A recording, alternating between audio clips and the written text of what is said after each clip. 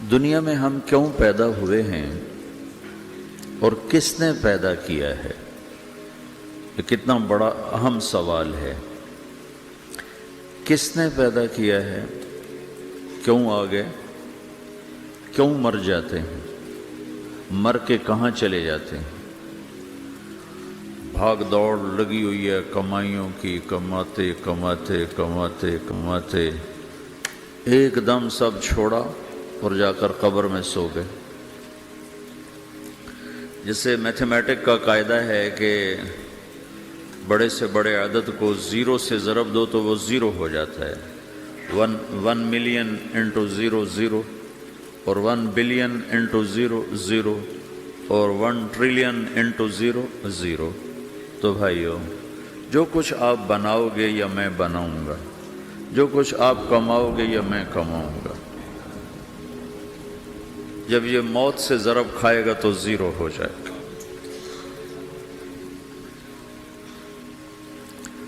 عزت، شہرت، دولت، بلندی انٹو موت زیرو، گمنامی، فقر، ذلت، پستی موت سے ضرب زیرو، حکومت، وزارت، صدارت موت سے ضرب لگی زیرو، جھونپڑا، بیماری، غربت ضرب موت زیرو۔ میں مکہ میں تھا جب ملک فہد مرحوم فوت ہوئے۔ ملک فہد کی بڑی خدمت ہے مسجد نبوی اور حرم کے لیے۔ تو عصر کے بعد جنازہ تھا غائبانہ، تو وہاں اعلان ہوتا ہے الصلاۃ علی المیت۔ جب وہ جنازہ ہوتا ہے تو کہتے ہیں بھائی میت کی نماز کے لیے سب تیار ہو جاؤ۔ تو میرے ذہن میں تھا کہ آج ان کا بادشاہ مرا ہے، اس کو کیا کہیں گے؟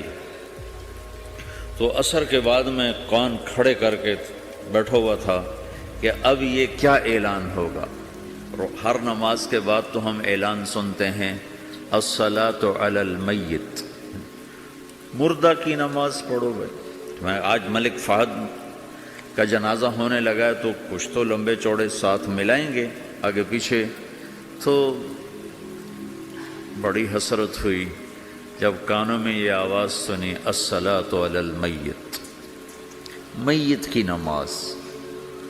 مرتے ہی سارے ٹائٹل اڑ جاتے، وہ ملک ہو، وزیر ہو، مولانا ہو، پروفیسر ہو، ڈاکٹر ہو، انجینئر ہو، لائر ہو، وہ بزنس مین ہو، وہ سائنسدان ہو، لیکن جب موت کے ساتھ ضرب لگتی ہے تو زیرو ہو جاتا، اسی وقت سارے ٹائٹل زیرو ہو جاتے۔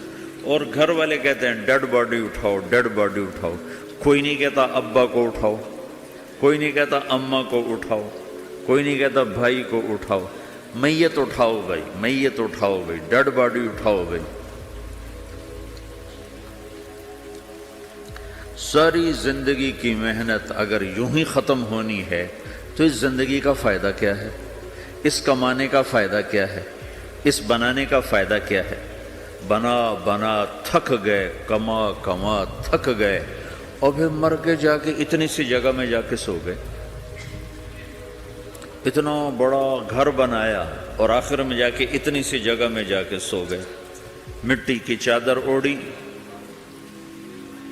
اور مٹی میں مٹی ہو کر قبر کا نشان بھی ختم ہو گیا۔ سب سے بڑا دنیا کا فتح کرنے والا چنگیز خان گزرا ہے، اس کی قبر کا نشان آج تک معلوم نہیں کہاں ہے۔ تو اب یہ میں نے سوال اٹھایا ہے کہ ہمیں کس نے بنایا، ہمیں کیوں بنایا، ہم سے کیا چاہتا ہے، موت کیا چیز ہے، موت کے بعد کچھ ہے یا زیرو ہے؟ ان سوالوں کا جواب دنیا میں کسی کے پاس کوئی نہیں۔ اتنا انسان ترقی کر گیا، خلاؤں کو ڈھونڈ لیا، سمندر کے نیچے دیکھ لیا، پہاڑوں کے اندر اتر کے دیکھ لیا، 6 کلومیٹر نیچے جا کر تیل نکال لیا، خزانے نکال لیے، اور کتنا آسان سا سوال ہے، مجھے کس نے پیدا کیا ہے؟ پتہ کوئی نہیں۔ کیوں پیدا کیا ہے؟ پتہ کوئی نہیں۔ مر کیوں جاتے ہیں؟ پتہ کوئی نہیں۔ موت کسے کہتے ہیں؟ میڈیکل سائنس میں موت کسے کہتے ہیں؟ اس کے 200 جواب ہیں کہ موت شاید یہ ہے، شاید یہ ہے، شاید یہ ہے، شاید یہ ہے، اور اس میں سے ایک بات بھی ٹھیک نہیں، کیونکہ انسان کا علم یہاں آ کے ختم ہو جاتا ہے۔ 4 مہینے کے بعد زندگی کیسے شروع ہو جاتی ہے؟ بچہ کیوں حرکت میں آ جاتا ہے؟ اور کیوں اس کے اندر زندگی دوڑنے لگتی ہے؟ وہ 4 مہینے کے بعد کیا ہوتا ہے؟ کیا چیز اندر جاتی ہے جس سے یہ سب کچھ ہو جاتا ہے؟ پھر ایک دم انسان چلتا پھرتا ختم ہو جاتا ہے، اندر میں سے کیا نکلا ہے؟ پھر جب اس کو ہم قبر کے سپرد کر رہے ہیں، ہندو جلا دیتے ہیں، ہم زمین میں دفن کر دیتے ہیں، یہودی عیسائی زمین میں دفن کرتے ہیں، ہندو جلا کے راکھ بنا دیتے ہیں، سکھ جلا دیتے ہیں، تو یہ سب کہاں چلے جاتے ہیں؟ راکھ بن کے اڑ گئے، کہاں گئے؟ مٹی میں جا کے بھی مٹی ہو گئے، کچھ عرصے کے بعد قبر کھودو تو تھوڑی سی مٹی پڑی ہوگی اور کچھ بھی نہیں۔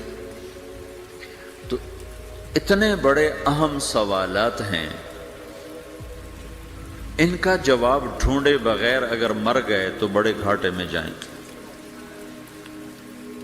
جو لوٹ آئیں تو کچھ کہنا نہیں، بس دیکھنا انہیں غور سے، جنہیں منزلوں پہ خبر ہوئی کہ یہ راستہ کوئی اور تھا۔ ساری زندگی چل چل چل چل چل، جب پہنچے جسے منزل سمجھا تھا وہاں پہنچے تو پتہ چلا میں تو غلط آ گیا، واپس جانے کا وقت ہی کوئی نہیں، شام ہو چکی۔ تو بھائیو، ان سوالوں کا جواب بنانے والے نے خود دیا ہے۔ اتنی بڑی کائنات ہے، کس نے بنائی؟ اتنے بڑے دو بڑے سمندروں کے کناروں پر آپ بیٹھے ہوئے ہیں، ایک طرف آپ کے پیسیفک ہے، ایک طرف آپ کے اٹلانٹک ہے، یہ کس نے بنایا ہے؟ اور کون اتنے بڑے پانی کو اچھلنے سے روکے ہوئے ہے کہ اتنا سا تو پاناما ہے، 80 مائل کی چوڑائی ہے، سمندر کی ایک موج ادھر سے آ جائے تو یہ ختم ہے، ادھر سے آ جائے تو یہ ختم ہے، تو کون ہے جو موجوں کو کنارے پہ آ کے روک دیتا ہے، آگے نہیں بڑھنے دیتا؟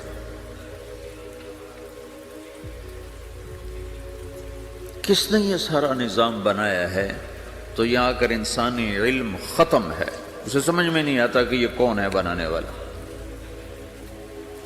تو اس کا جواب اللہ دیتا ہے، ان ربکم اللہ، تمہارا رب اللہ ہے، الذی خلق السماوات والارض فی 6 ایام، جس نے تمہیں بنایا اسی نے زمین آسمان کو بنایا، یغشی اللیل النہار یطلبہ حثیثا، جس نے تمہیں بنایا اسی نے دن رات کو بنایا، آگے پیچھے چلایا، الشمس والقمر والنجوم مسخرات بامرہ، جس نے تمہیں بنایا اسی نے سورج چاند ستاروں کو بنا کر اپنے تابع کر لیا، الا لہ الخلق والامر، غور سے سنو، بنانے والا بھی اللہ ہے اور حکومت کرنے والا بھی اللہ ہے، فتبارک اللہ رب العالمین، وہ رب ہے ساری کائنات کا بنانے والا، جس نے یہ سب کچھ بنایا ہے۔ پھر میری باری آئی، مجھے کس نے بنایا ہے؟ آپ کو کس نے بنایا ہے؟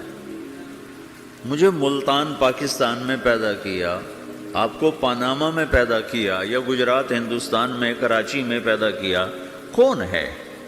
تو میرا اس کا جواب بھی میرے اللہ نے دیا، وَلَقَدْ خَلَقْنَا الْإِنسَانَ مِنْ سُلَالَةٍ مِّن طِينٍ ثُمَّ جَعَلْنَاهُ نُطْفَةً فِي قَرَارٍ مَّكِينٍ ثُمَّ خَلَقْنَا النُّطْفَةَ عَلَقَةً فخلقنا العلقة مضغة فخلقنا المضغة عظاما فكسونا العظام لحما ثم أنشأناه خلقا آخر فتبارك الله أحسن الخالقين۔ اس کا جواب بھی اللہ نے دیا کہ میں نے تمہیں